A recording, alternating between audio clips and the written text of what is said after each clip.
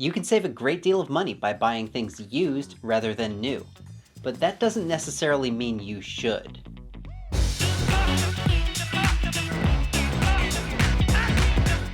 Hello and welcome to Practical Personal Finance, where you get the information you need to understand and succeed with money.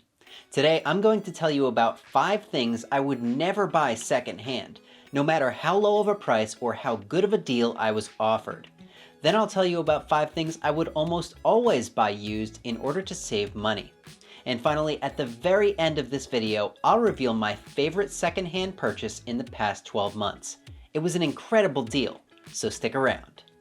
To begin, let's look at the 5 things I would never buy used. First is a sofa. There are always a ton of great deals on used sofas and couches. People spend thousands of dollars buying these things new, and when they move across the country or to a new home with a smaller living room, they let them go for pennies on the dollar, or even free. But I would exercise caution when buying a used sofa, especially one that's upholstered. Why? One word, or maybe 2. Bed bugs.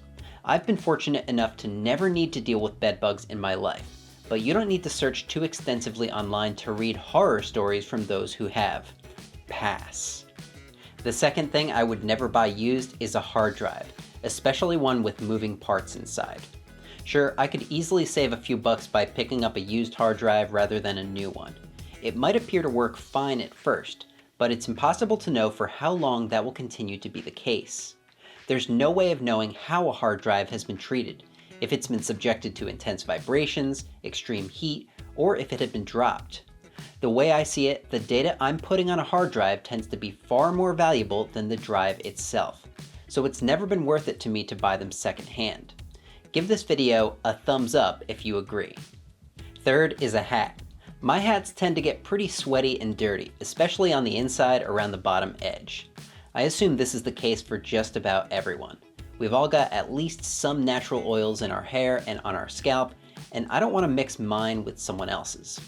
If a hat can be washed, that might make it acceptable to some, but for the most part, hats are pretty inexpensive. Unless I was buying it just to keep it on display, I'll stick to buying my hats new. Fourth is a pair of shoes. Feet tend to get pretty sweaty and smelly.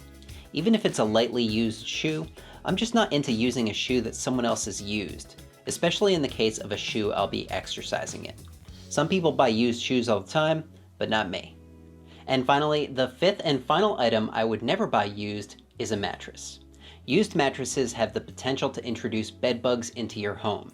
That already makes it a no. But then you add in the fact that you're dealing with other people's sweat, dead skin cells, and other bodily fluids, and it's a definite no. You couldn't pay me to take someone else's mattress, no matter how good of a condition it appeared to be in. Next, let's talk about some things that I would in fact buy used. First on the list is books. I'm all about saving money, and I think buying used books is a great way to do it. When I was in college, I bought almost all of my textbooks used, including getting the previous edition whenever I could. I was able to save hundreds of dollars per year this way. Now, whenever there's a book I'd like to read that my local library doesn't have, I see if it's available used. I've never run into an issue with a used book, and the resale market is great if I don't want to hang on to it later. Second is a bike. You're going to notice a theme when it comes to things I like to buy used, and it's that they tend to have wheels or motors, or both. Bikes have wheels, and a used bike can cost significantly less than a new one.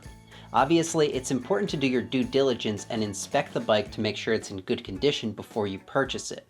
But the cost savings combined with the possibility of repairing the bike if something does go wrong make bikes a great used purchase. Third is landscaping equipment.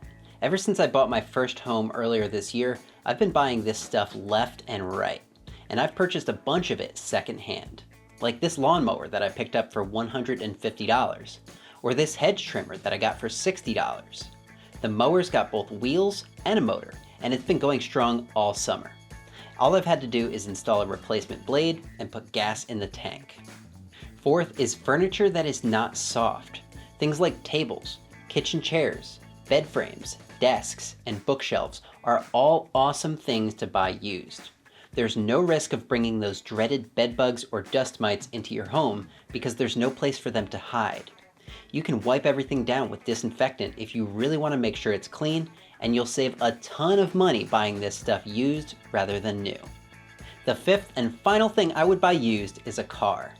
We all know how quickly cars drop in value over their first 2 or 3 years, so buying a used car is a great way to save a lot of money without sacrificing much in terms of form or function.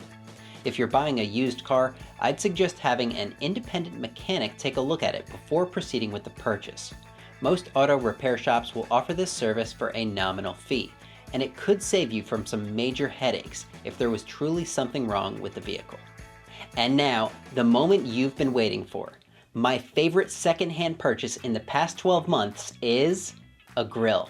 I picked up this Weber gas grill when I moved earlier this year, and I've been cooking delicious food on it ever since. I paid $300, and it came with a cover, an empty propane tank, and a set of grill tools. I'm so grateful I came across the listing for this grill on Craigslist because I honestly could not be happier with it. What's something you've bought secondhand and really loved? Let me know in the comments. If you enjoyed this video, maybe you'll like this other one I made about 5 ways to improve your financial health this week. Click right here to watch. And if you're not yet a PPF subscriber, click right here to join the fun. As always, thanks for watching. I'm Andrew Shear, and I'll see you next time.